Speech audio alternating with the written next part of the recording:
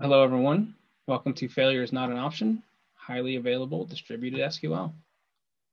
My name is Eric Pratt. I'm a solutions engineer here at Yugabyte. Previously, I worked in the NoSQL world as a premium support engineer at DataStax. And before that, I was a systems engineer 3 with Spectrum Charter Communications. You can connect with me on LinkedIn at the URL below. So let's get started. First thing I want to talk about is a brief introduction into the layered architecture of Yugabyte and replication. So our layered architecture is split into two pieces. We have the Yugabyte query layer and our DocDB distributed document store.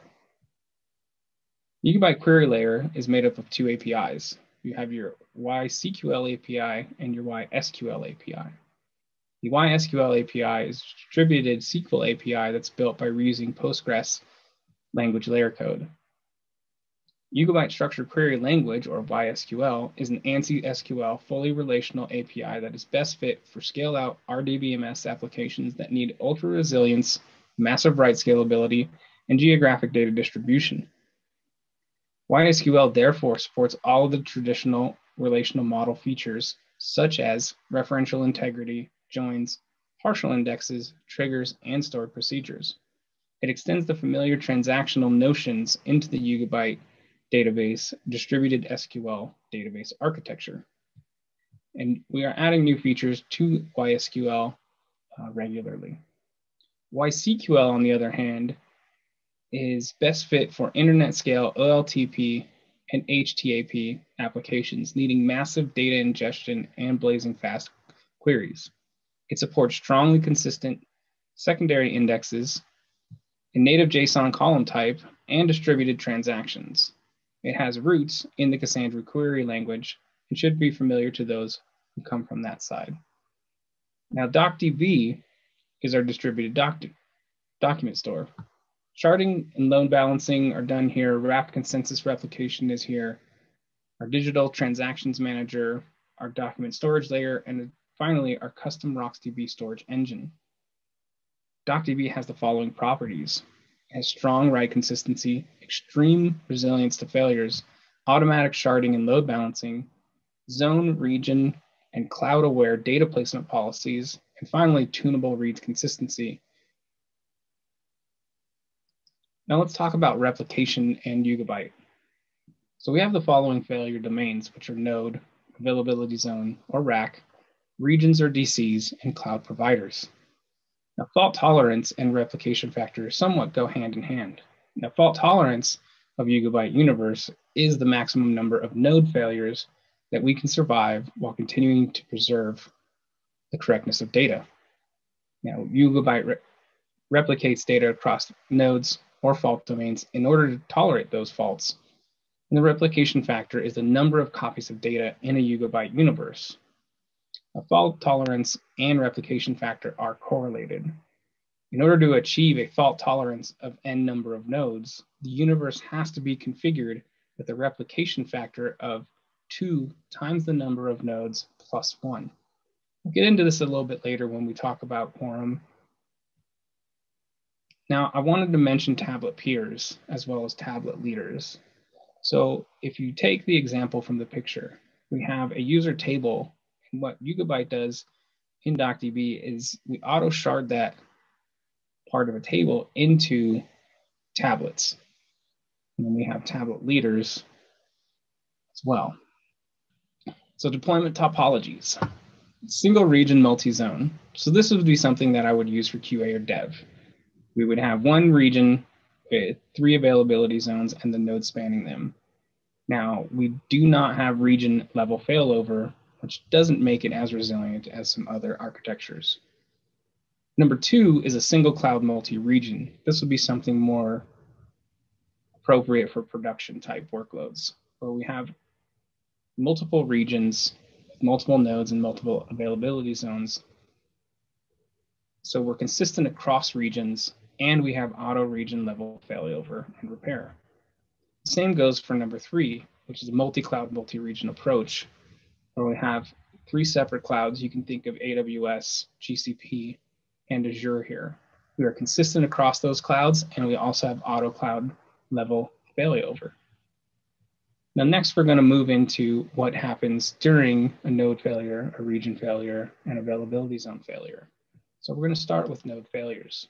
So what happens? Before we do that, I want to walk through a standard write request. So consider the follow setup. We have a 3-node cluster. I would consider this a dev cluster. We're going to walk through a write just to see how it goes through. So we have our application server here. And let's say the application client wants to update a row in tablet 3, and YBT server 2 is where this request lands for the first time. So we take this one, here's our tablet server 2. Now it gets automatically redirected to the cluster master leader, YB master 3, here, to get the node location of where tablet 3's leader resides. Now this location is cached in the client driver so that future requests do not involve the master leader. The actual request now gets redirected to the node that has the tablet 3 leader, which is YBT server 3.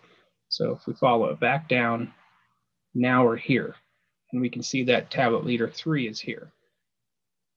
From here, tablet leader 3 appends this update to its own RAF log and replicates it to the RAF log of the other 2 followers. This is section 4 here. We have a tablet 3 follower here and a tablet 3 follower over here. So once we append that, it waits for one follower to successfully append the update to its own RAF log, addition to itself.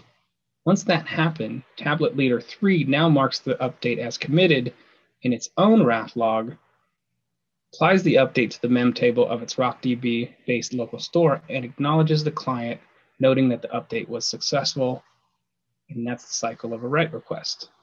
So what happens in the case of a node failure?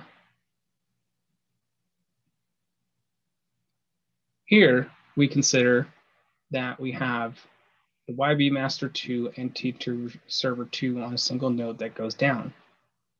So let's assume here that once it crashes, we lose both of those.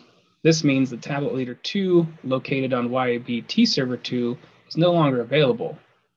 This leads to an automatic leader election for tablet 2 among the 2 remaining replicas. That ends up over here on YBT server 1. We can see tablet 2 leader is now here.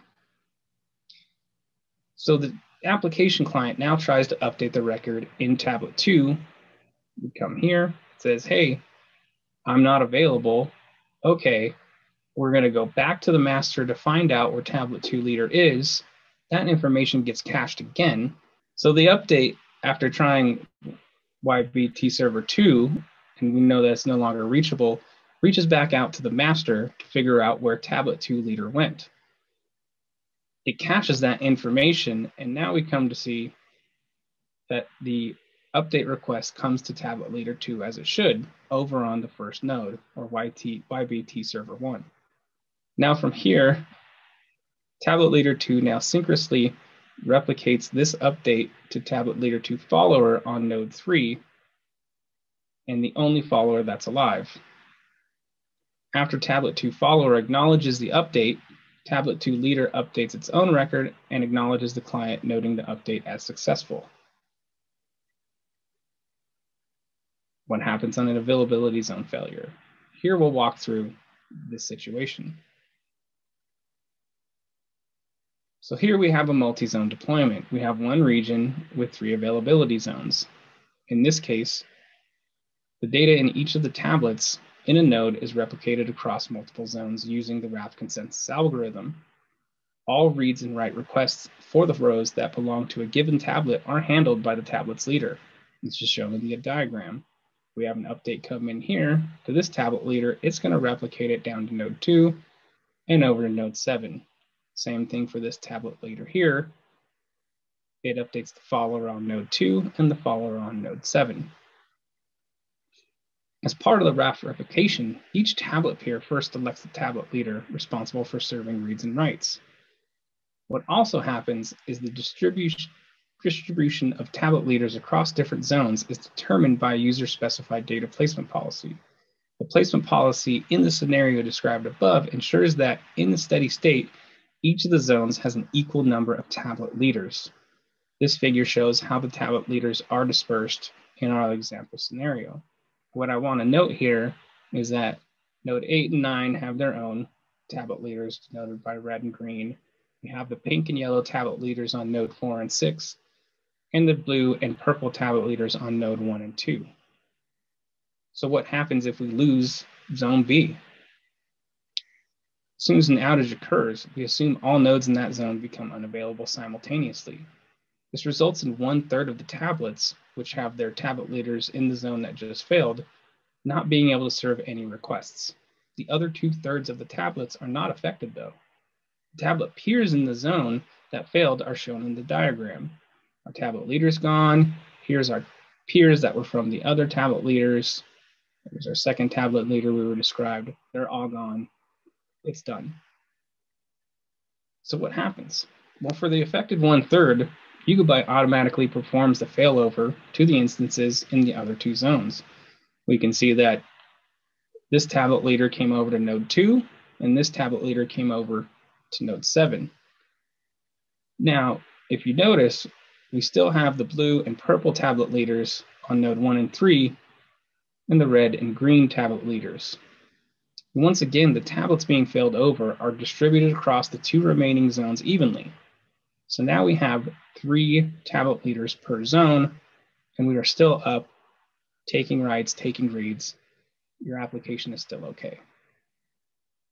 What about region failures? Well, as we've noted, as we start to scale out, our resiliency gets better and better. In this example, which is something that I think we would all agree is more of a production style architecture, it's very resilient against failures.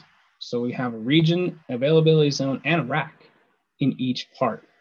So we can tolerate one region or availability zone or rack failure in this setup and be okay. The second is more of a hybrid cloud, where we have an AWS with 1 AZ and 3 nodes, a DC over here that's on-prem with 2 racks and 3 nodes in each rack, and a DC over here that has 2 racks and 3 nodes in each rack. Now we are consistent across those premises and can tolerate up to 2 rack failures or 1 DC failure. Now, in this example, we have a replication factor of 5.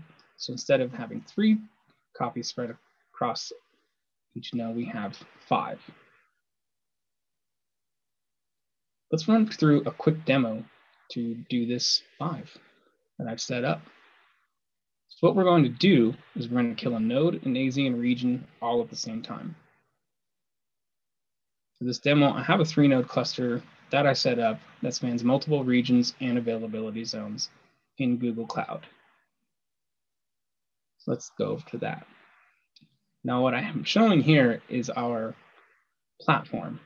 Now, we are fully open sourced and you can use our database as is. This is our enterprise platform that I find to be an extremely useful operations center. So for this demo, I have it set up in GCP where we have a 3-node cluster that's spread across 3 different regions. Here we have the US West 1, US Central 1, and US East 1, each in its own availability zone. Now currently it's in an idle state. I have no data running to it. We can look from the overview, nothing's going on, no data, no operations.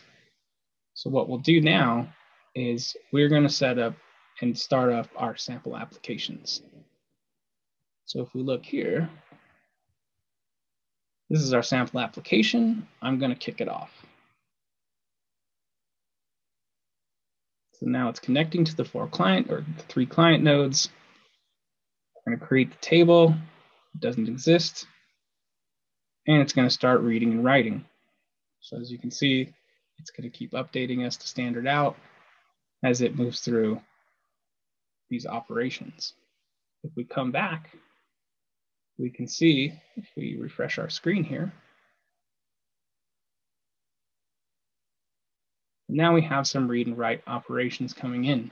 If we go to our overview, you can kind of see we start on our operations in late latency graphs start picking up some of the data as it scrapes. So come back to the nodes, see that, and here are our queries. As they pop in, we may see them here and there as they come through. So now what I'm going to do is I'm going to totally kill this node. It's in the EU, it's in the US West region. I'm just going to kick the legs out from under it without us even doing anything. So I have it keyed up here so that we can easily delete it. And here we go.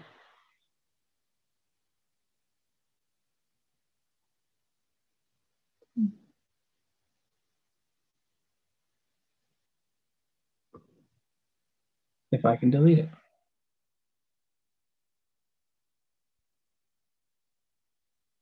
Okay, now it should delete. Sorry, that took a minute. We'll refresh here.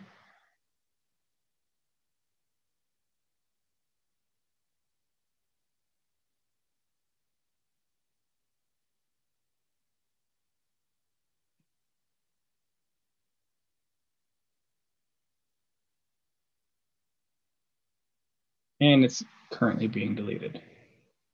So if we come over to our admin console and we refresh, we should notice as it updates here that the node will become unreachable. And if we look back at our sample applications, we're still running. We can see here that in the one instance where it looks like we failed over, there were no reads or operations, but it picked back up. We have no latency increases. If I come back and we refresh again,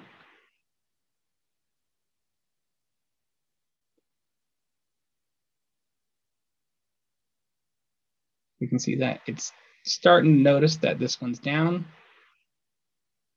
Our SS tables have gone down and gone away, and our read writes are 0. So this node is on its way out. It will shortly become unreachable. So we come back to the overview, we can see we are still taking operations. Not much CPU going on.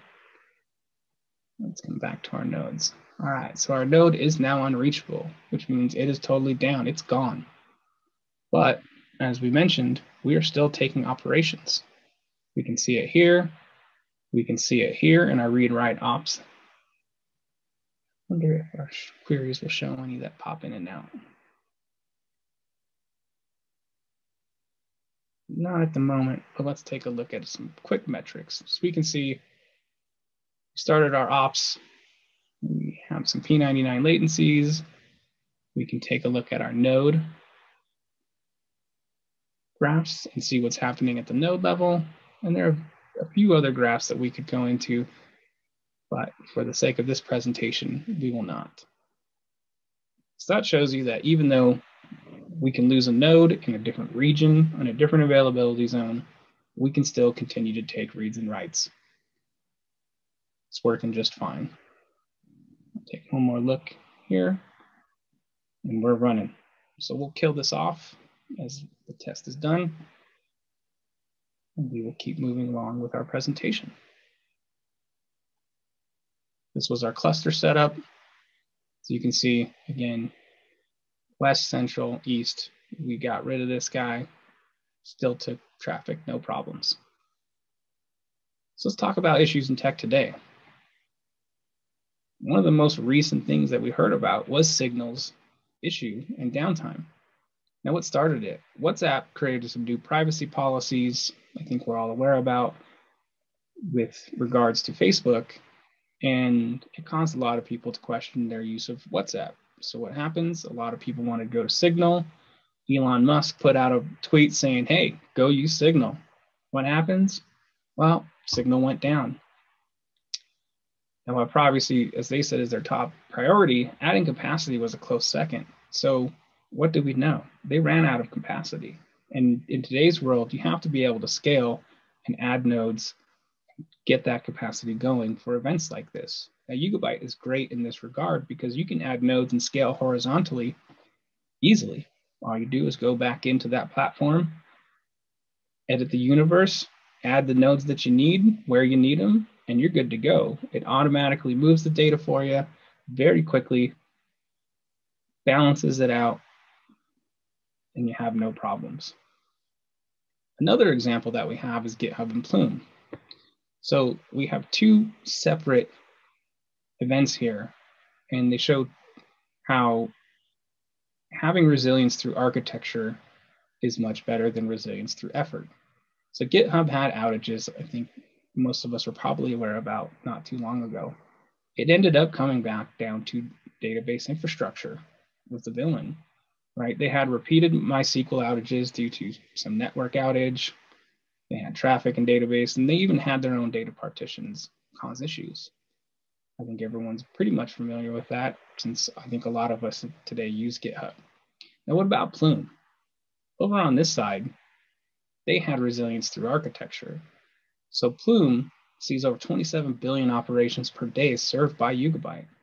They deploy Yugabyte clusters across multiple AZs. And on November 12th of 2019, when AWS had the outage of the EU Central 1 region availability zone, Plume survived it without any application impact. You can read about that through the blog below that our founder Karthik wrote.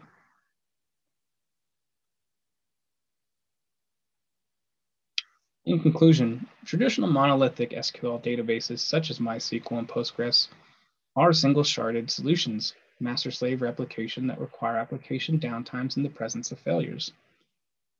This means they can't serve mission-critical online services with large data needs. NoSQL databases such as Dynamo or Cassandra, they solve that problem through sharding and availability, but are prone to data loss upon failures, given that they use peer-to-peer replication as opposed to the consensus-based replication like Raft. Yugabyte DB frees up application developers from these age-old compromises by delivering strong consistency, continuous availability, rapid scaling, and high performance in a single database. The thing that I'd like you all to take away is that this ensures that when building your application, you'll always be able to service customers through Yugabyte's highly available, geo-redundant, open source database. If you have any questions, one thing I'd like to point out is our blog. We have a lot of in-depth information about architecture, about Raft, about tricks and tips on how to use SQL, how to make your queries more efficient. You can download Yugabyte. We are open sourced. We support the open source community. You can go set up your own universe anytime you like. And if you'd like to inquire about the platform and the other things that I showed here, by all means, feel free to reach out to us. You can join us on Slack. I'm on Slack. A lot of our developers are on Slack, and our founders are on Slack, and we answer questions all the time. So by all means, please join us. You can ping me, ask us questions.